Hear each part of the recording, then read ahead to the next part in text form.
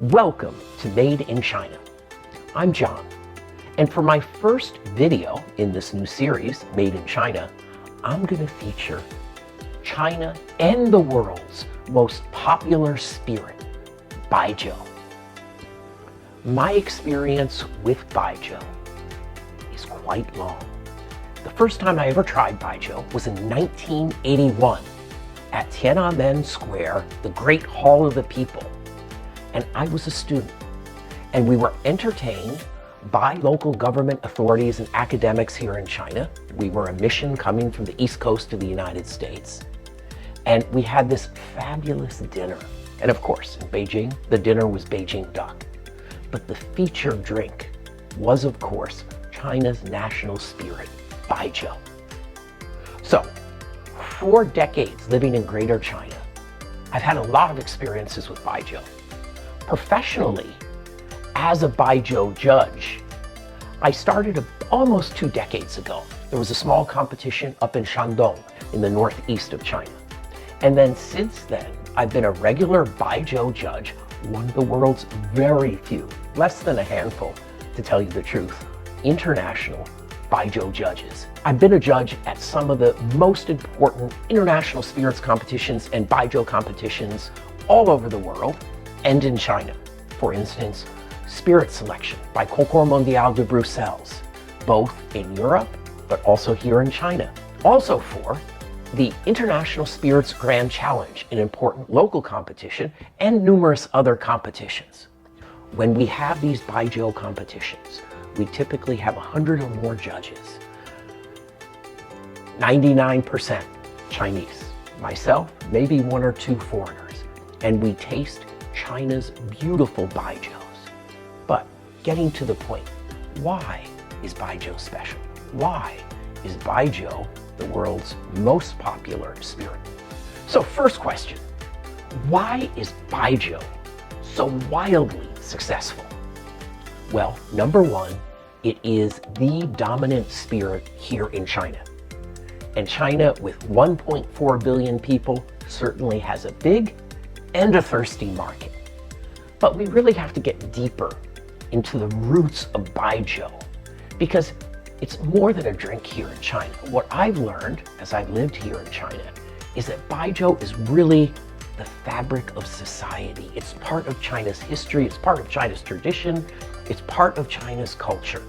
And when you go to certain banquets, you go to certain celebrations, without Baijiu, the whole event is compromised. Of course, it's a traditional drink, but it's embedded in the very identity of the Chinese people, how they celebrate, how they get together with families during Chinese New Year's and all the other holidays. So, with so many people here in China loving, living this spirit, there's no surprise why Baijiu is the world's most popular spirit. I'll also get into, a little bit later in this video, some of the challenges that Baijiu has internationally. But in China, Baijiu is king.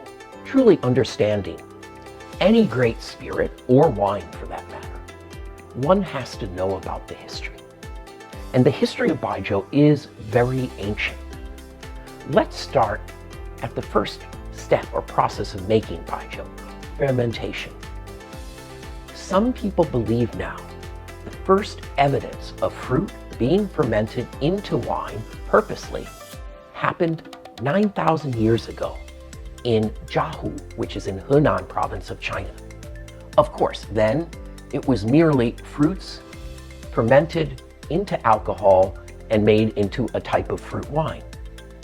But distillation changed everything. And the first true Baijiu, distilled Baijiu, probably dates back about to the Ming Dynasty. When I visit many distilleries around China, in Guizhou, in Sichuan, in Jiangxi, I go to these fermentation pits, I go to areas where Baijiu was distilled, and we're talking about 600 or 600 more years. Evidence is not clear exactly when, but it is maybe the most ancient distilled spirit, but definitely one of the most ancient.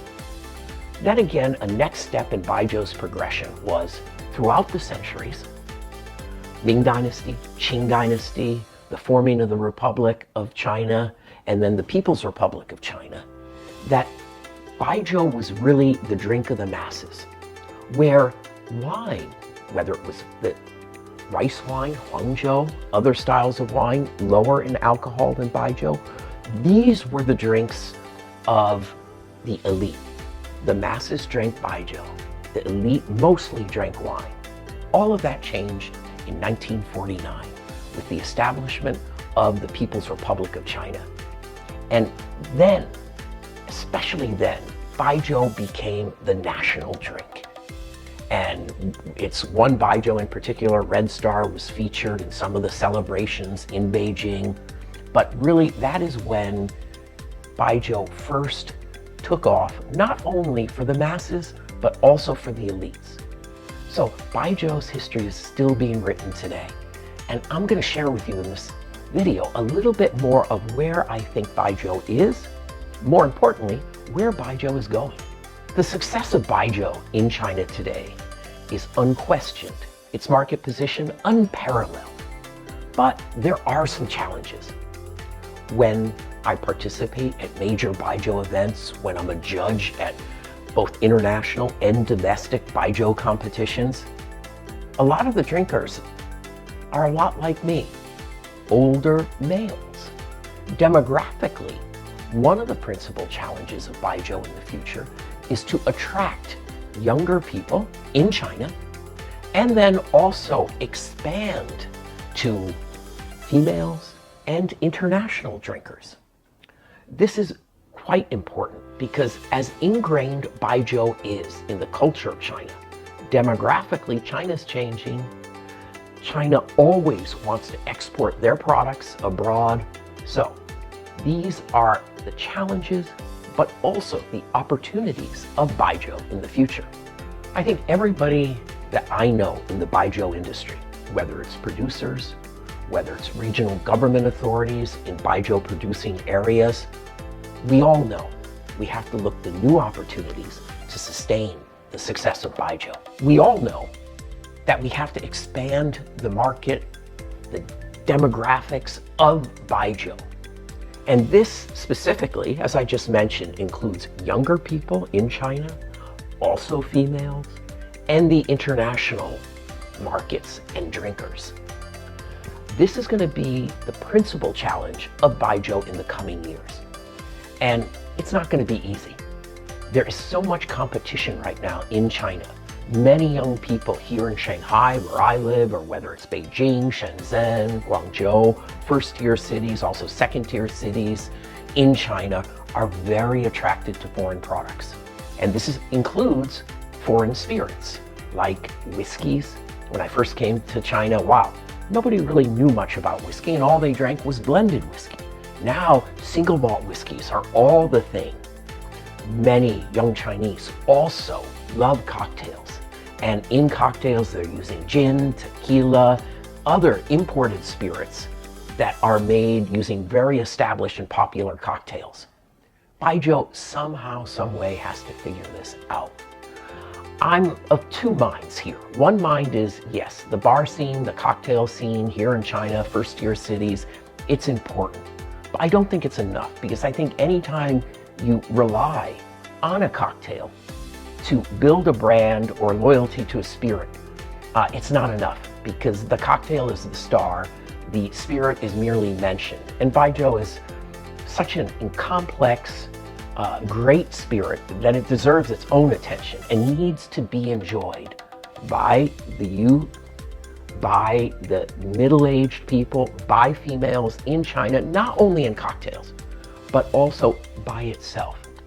As one drinks a cognac, or a single malt whiskey, or the better tequilas or mezcals. So this is important. Another challenge for Baijiu is the international markets. 99% of Baijiu sales are here in China. Thank God, China's a really big market. All the Baijiu producers and regional authorities and Baijiu production areas all know that international success is necessary to sustain the position of Baijiu, to sustain the success of Baijiu. This is not going to be easy because foreigners don't know Baijiu. Foreigners, very often, when they drink Baijiu, depending on the style of Baijiu, which I'll explain in a different video, are not necessarily automatically attracted to Baijiu. Many of the best Baijiu, including sauce aroma Baijiu, strong aroma Baijiu, are more acquired tastes, not something automatically that you would transition from a vodka or a gin or even a whiskey or a cognac. So while it's not the easy step for Baijiu internationalization, it is a necessary step. Let me give you some of my ideas about how Baijiu can be successful internationally and also with the youth and the changing demographics of China. So how can Baijiu become more successful with more female drinkers, younger drinkers, and international drinkers? I've got some ideas. I think for females and younger drinkers here in China, we have to make Baijiu more cool. The production, the knowledge of Baijiu, and the messaging from Baijiu companies are very much pointed towards middle-aged and older men. And while that's been very successful to attract the younger, to attract different gender, the females, we really have to have new messaging. I think we need to have more restaurants and bars in Shanghai and Beijing, other major cities here, feature Baijiu, introduce Baijiu. We have to make it more of a lifestyle liquor, as they have done with superior tequilas, which moved into restaurants. In the 1980s, tequila was only considered a cheap alcohol to have in cocktails. Then some producers, Patron and others, started to go to the best Mexican restaurants, started to go to the best bars, started to have new communications, started to have more premium products with stories. Baijiu has to do that here in Shanghai, in Beijing, and also in other parts. And I think we need to get some of the young and very talented sommeliers of China more knowledgeable about Baijiu. Wow, when I go back to the States now, or I go to Europe and I talk to top sommeliers, they're very savvy with spirits, very savvy with the top gins, the top whiskeys, the top cognacs. It's part of their job. Here in China, most of the sommeliers don't really have a good grasp about what is Baijiu, and it's very hard for them to communicate that to their clients. So this is something that we need to do. Better communication, a younger messaging, more attractive to females, and yeah, make Baijiu more chic. Another key step, internationalization. This is going to be tough because even when I taste Baijiu with some of the most experienced cognac drinkers, professional cognac judges, whiskey judges, the first time they taste it, especially if it's a very traditional sauce aroma or strong aroma, it's not popular. What we need to do is to engage them, to teach them, and maybe feature some of the less renowned Baijius, but easier to drink, like light aroma, maybe rice aroma Baijiu, as a starter, and then their tastes will evolve. I also think that Baijiu, no matter what it does or tries to do internationally, is not going to be a boom. It's not going to explode. It's too complicated. It's too traditional. What we need to do to make Baijiu more successful internationally is to look at niche markets. What are the niche markets? Well, high-end Chinese restaurants. I just referred to why high-end tequilas became so successful. A big part was they went into high-end Mexican restaurants, initially in the States and then in other places, and high-end bars.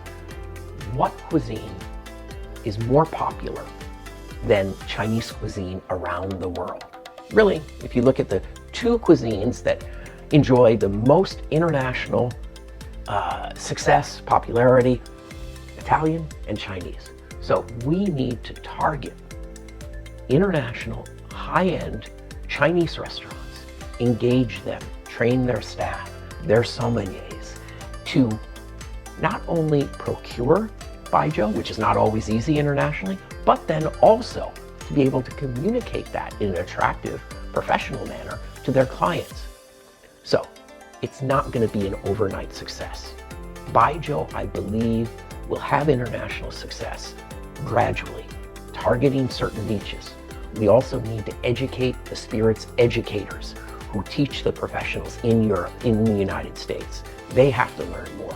And one final thought that I think can really help Baijiu internationally is to upgrade Baijiu tourism, particularly international tourists that come to China, and have programs where they can visit the beautiful production centers of Baijiu here in China, whether it's Maotai, whether it's Luzhou, whether it's Benyang. The places that make Baijiu are beautiful destinations. We need to promote them and communicate to different international travelers, work with travel agencies, airlines, etc. Yeah, it's not going to be easy, but I do believe Baijiu has a road to success internationally.